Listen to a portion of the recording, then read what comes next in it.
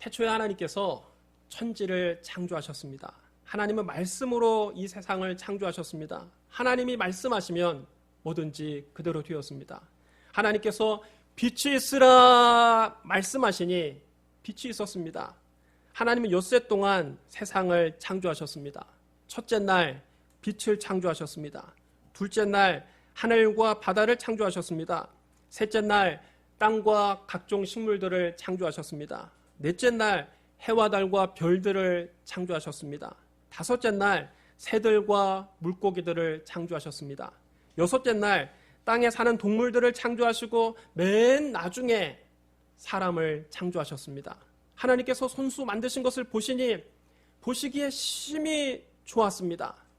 분명 하나님은 처음 하늘과 처음 땅을 보시기에 심히 좋게 창조하셨습니다. 창조의 절정은 인간 창조입니다. 하나님은 사람을 특별하게 창조하셨습니다. 성부와 성자와 성령 삼위일체 하나님께서 사람을 창조하실 때 서로 이렇게 말씀하셨습니다. 우리의 형상을 따라 우리의 모양대로 우리가 사람을 만들고 그들로 바다의 물고기와 하늘의 새와 가축과 온 땅과 땅에 기는 모든 것을 다스리게 하자. 하나님은 하나님의 형상과 모양대로 사람을 창조하셨습니다. 왜 하나님께서 사람을 하나님의 형상대로 창조하셨을까요? 하나님은 사람을 영적인 존재로 만드셔서 사람과 친밀한 교제를 나누기를 원하셨던 겁니다. 창세기 2장 7절에 이렇게 기록되어 있습니다. 여호와 하나님이 땅의 흙으로 사람을 지으시고 생기를 그 코에 불어넣으시니 사람이 생명이 되니라. 여기서 우리는 사람이 흙으로 빚어진 존재임을 알 수가 있습니다. 하나님은 마치 토기장이가 토기를 빚듯이 흙으로 사람을 빚으셨습니다. 그래서 사람이라는 뜻의 히브리어 아담은 흙이라는 뜻의 히브리어 아다마에서 유래된 것입니다. 만약 사람이 단지 흙으로만 지어졌다면 인간이 다른 짐승에 비해서 나을 것이 하나도 없습니다. 결코 만물의 영장이 될 수 없었을 것입니다. 사람이 다른 짐승과 달리 영혼을 가진 생명이 된 것은 하나님께서 사람의 코에 생기를 불어넣어 주셨기 때문입니다. 하나님께서 사람에게만 그 코에 생기를 불어넣어 생명이 되게 하셨습니다. 사람은 이렇게 처음부터 하나님과 교제하도록 만들어졌습니다. 그렇기 때문에 하나님을 떠난 사람은, 하나님과 교제가 단절된 사람은 살았다 하나 죽은 존재입니다. 인간은 생명의 근원이신 하나님과 연결될 때만 비로소 온전한 존재가 될 수 있습니다. 하나님이 생기를 도로 거두어 가시면 사람은 다시금 한 줌의 흙으로 돌아가고 마는 것입니다. 하나님은 사람을 위해 동방의 에덴에 동산을 창설하셨습니다. 거기에는 보기 아름답고 먹기에 좋은 나무가 가득했습니다. 동산 가운데에는 생명나무와 선악을 알게 하는 나무도 있었습니다. 강 하나가 에덴에서 흘러나와서 동산을 적시고 에덴을 지나서는 네 줄기로 갈라져서 네 강을 이루었습니다. 하나님은 당신이 만드신 사람을 데려다가 에덴 동산에 살게 하시고 그곳을 맡아 돌보게 하셨습니다. 하나님이 아담에게 말씀하셨습니다. 동산 각종 나무 열매는 네가 임의로 먹되 선악을 알게 하는 나무 열매는 먹지 말라. 네가 먹는 날에는 반드시 죽으리라. 선악과는 하나님의 절대 주권을 상징합니다. 인간이 하나님의 절대 주권만 침범하지 않는다면 모든 것이 풍족한 그 에덴 동산에서 하나님과 친밀한 교제를 매일 나누며 행복하게 살 수 있었습니다. 또 하나님은 흙으로 각종 들짐승과 공중의 각종 새를 지으시고 아담이 어떻게 이름을 짓나 보시려고 그것들을 그에게 이끌어 가셨습니다. 아담은 모든 가축과 모든 공중의 새와 모든 짐승에게 각각 그 특성에 따라 이름을 지어주었습니다. 하나님께서 아담이 동물들의 이름을 지어주는 것을 흐뭇하게 바라보셨습니다. 아담이 그 많은 동물들의 이름을 지어주면서 동물들의 암수가 정답게 논이는 모습을 부러운 눈으로 쳐다보았습니다. 그는 깊은 고독감을 느꼈습니다. 저렇게 참새도 다 짝이 있고 저렇게 염소도 다 짝이 있고 저렇게 소도 다 짝이 있는데 나만 짝이 없구나.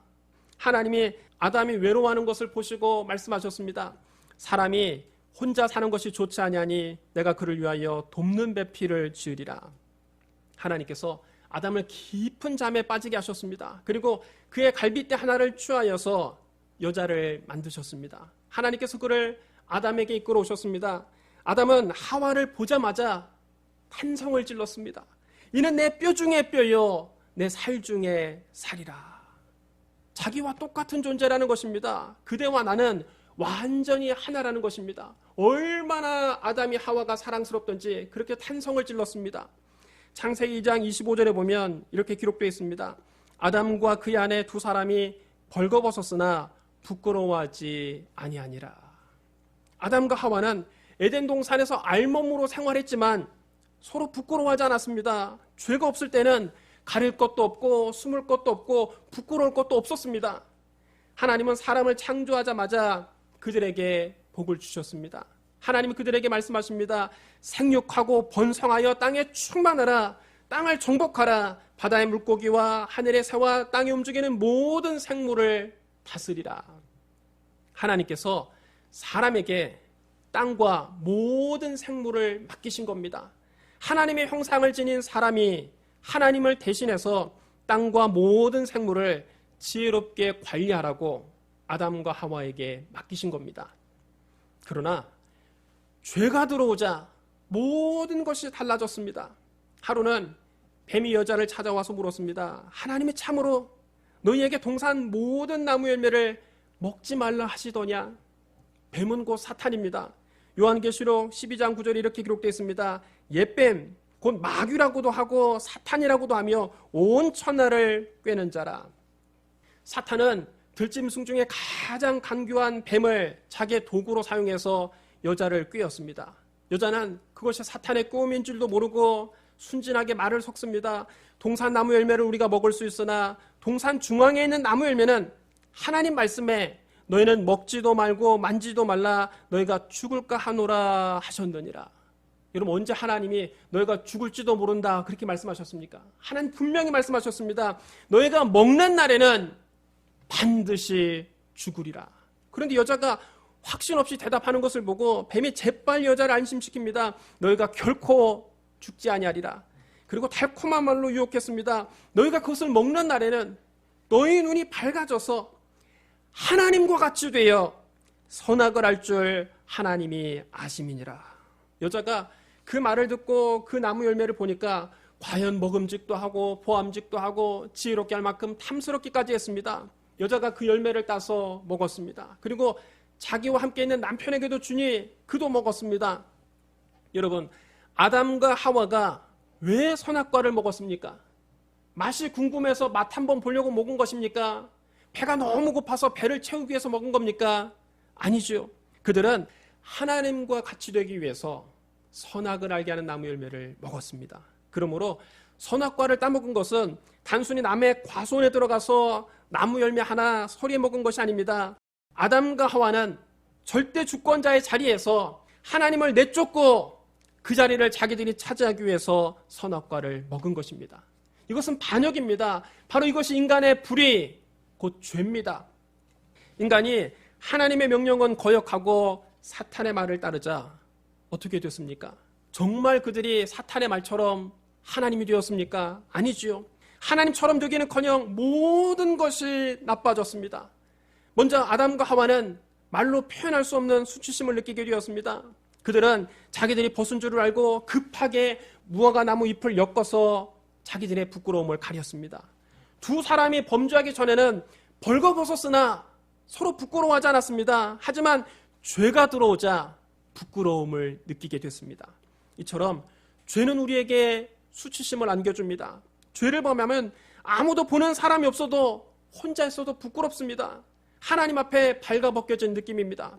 그 다음 하나님의 음성이 들리자 아담과 하와는 두려워했습니다. 그들이 범죄하기 전에는 하나님과 매일 친밀한 대화를 나눴습니다. 그때는 하나님의 음성이 그렇게 부드럽고 친근할 수가 없었습니다. 그러나 그들이 범죄한 이후에는 하나님의 음성이 마치 우레소리 같이 들렸습니다. 하나님이 동산에서 거니시는 소리만 듣고도 그들은 두려워서 견딜 수가 없었습니다. 그래서 아담과 하와는 하나님의 낯을 피하여 나무 사이에 숨었습니다. 이것이 여러분 죄인의 실존입니다. 죄를 범한 인간은 수치심과 부끄러움을 느끼고 하나님의 낯을 슬슬 피합니다. 하나님과의 관계가 단절되는 것입니다. 하나님 우리를 멀리 하시는 것이 아니라 인간이 감히 하나님께 가까이 나갈 수가 없는 겁니다. 그때 하나님께서 아담을 찾아오십니다. 그리고 아담을 부르시며 말씀하십니다. 아담아, 네가 어디 있느냐? 지금 여러분, 하나님이 아담이 어디에 숨었는지 몰라서 물으신 걸까요? 아니지요. 하나님은 이미 모든 것을 알고 계십니다. 아담이 선악과를 먹은 것도 알고 계셨고 죄책감에 나무 사이에 숨어 있는 것도 알고 계셨습니다. 하나님이 모든 것을 다 보고 계셨습니다. 하나님이 아담을 찾으신 것은 그에게 회개의 기회를 주시려는 겁니다. 이것이 여러분 은혜입니다. 죄를 범한 인간이 하나님을 찾아간 것이 아니라 하나님이 죄 지은 인간을 먼저 찾아오셨습니다. 하나님은 은혜가 풍성하시고 자비로우신 분입니다. 하나님은 아담이 연약해서 죄를 범한 것을 아시고 그에게 회개의 기회를 주기 위해서 일부러 그를 찾아오신 겁니다. 이것이 우리를 향하신 하나님의 마음입니다. 여러분, 하나님은 우리가 한번 잘못했다고 해서 단번에 내치시는 분이 아닙니다. 하나님 우리 죄를 용서해 주시고 긍휼을 베풀어 주기를 원하십니다. 하나님은 우리에게도 회개의 기회를 주십니다. 그러나 아담은 회개하지 않았습니다. 하나님께 회개하기는커녕 하나님의 낯을 피하여 숨었습니다. 하나님이 일부러 찾아오셔서 아담아, 네가 어디 있느냐 물으실 때에도 그는 회개하지 않았습니다. 그때 아담은 이렇게 대답합니다. 내가 벗었으므로 두려워하여 숨었나이다. 여기에 여러분, 회개는 전혀 들어있지 않습니다. 자기 사정만 하소연하고 있습니다. 하나님, 내가 벗었습니다. 너무 두렵습니다. 그래서 숨었습니다. 이렇게 자기 사정만 늘어놓았지, 하나님, 제가 하나님 명령을 거역했습니다. 하나님 말씀을 거역했습니다. 제가 잘못했습니다. 용서해 주세요. 이런 회개가 없습니다. 아담은 자기 잘못을 시인도 하지 않고 용서를 구하지도 않았습니다. 그러자 하나님이 단도직입적으로 아담에게 물으십니다. 누가 너의 벗었음을 너에게 알렸느냐? 내가 너에게 먹지 말라 명한 그 나무 열매를 네가 먹었느냐? 하나님께서 다 알고 있쯤 물으시면 아담은 하나님 앞에 넙죽 엎드려서 자기 잘못을 시인하고 용서를 구했어야 합니다. 하지만 아담의 대답은 더 가관입니다. 하나님이 주셔서 나와 함께 있게 하신 여자, 그가 그 나무 열매를 내게 주므로 내가 먹었나이다. 모든 책임을 하나님과 하와에게 다 떠넘겨 버렸습니다. 자기 잘못은 하나도 없고 여자를 만드신 하나님이 잘못한 것이고 그 여자가 선악과를 자기에게 준 것이 잘못된 것이라는 겁니다. 이는 내 뼈 중에 뼈요 내 살 중에 살이라 탄성을 지르게 했던 사랑스러운 아내가 내 신세를 망치게 한 여자로 돌변하는 순간입니다. 이때부터 부부 사이가 왼수가 된 것입니다. 다 결혼하기 전에는 사랑해서 결혼했죠. 결혼하기 전엔 다 뭐라고 말합니까? 그대 없이는 못 살아 그러고 결혼했는데 결혼하고 난 다음에 뭘로 바뀝니까? 너 때문에 내가 못 살겠다. 왼수로 바뀐 것입니다. 하나님께서 하와에게 물으셨습니다. 네가 어찌하여 이렇게 하였느냐?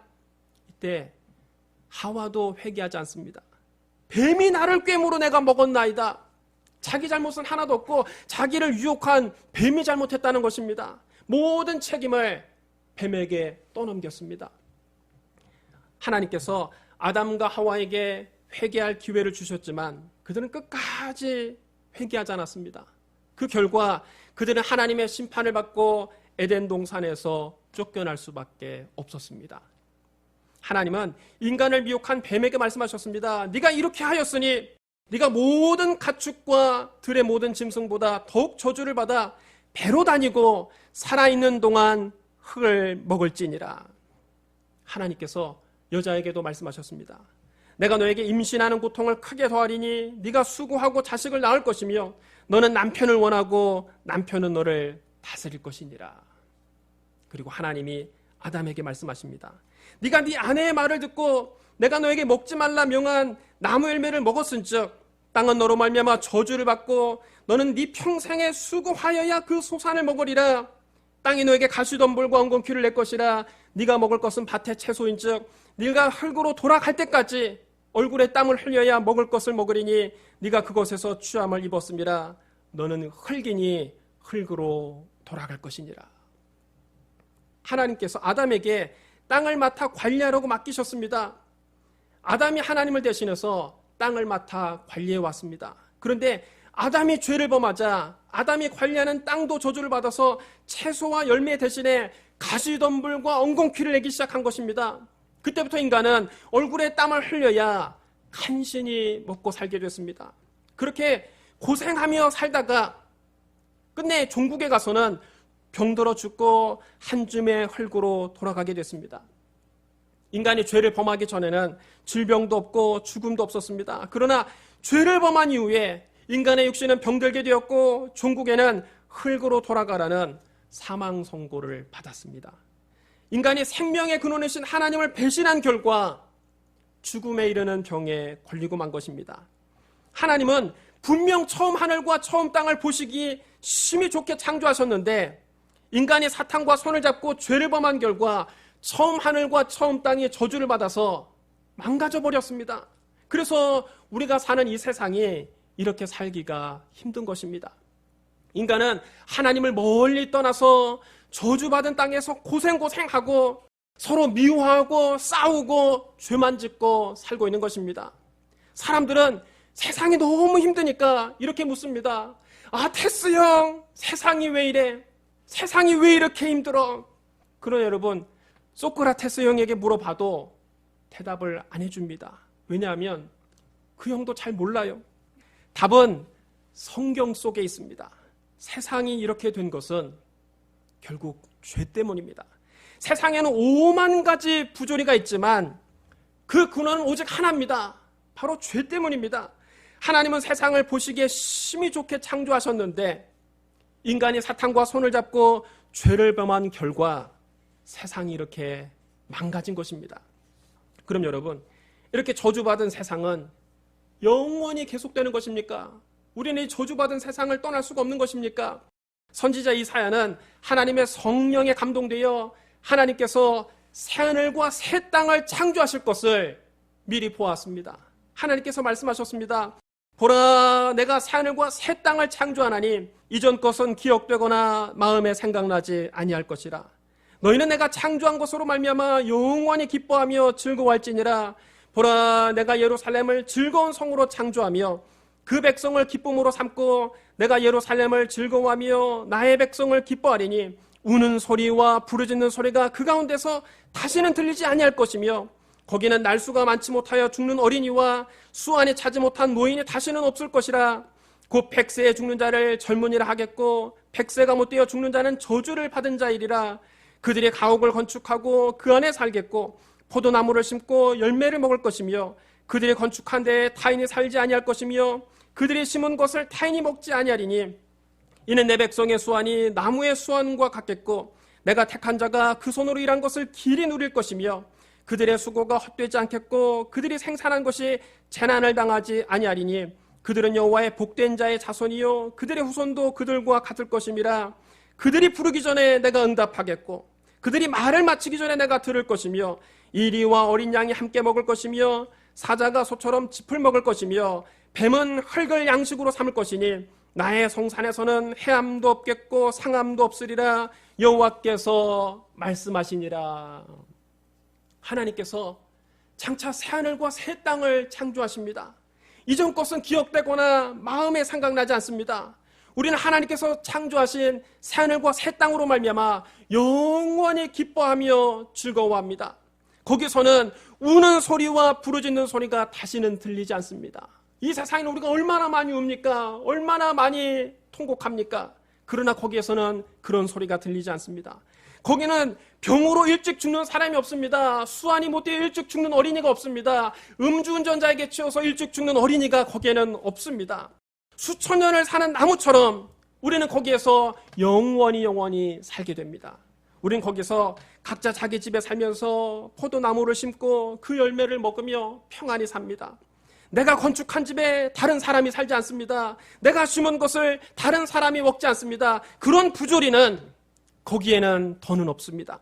거기는 저주가 없기 때문에 우리의 수고가 헛되지 않습니다. 우리가 생산한 것이 재난을 당하지 않습니다. 거기서는 하나님과의 관계가 완전히 회복됩니다.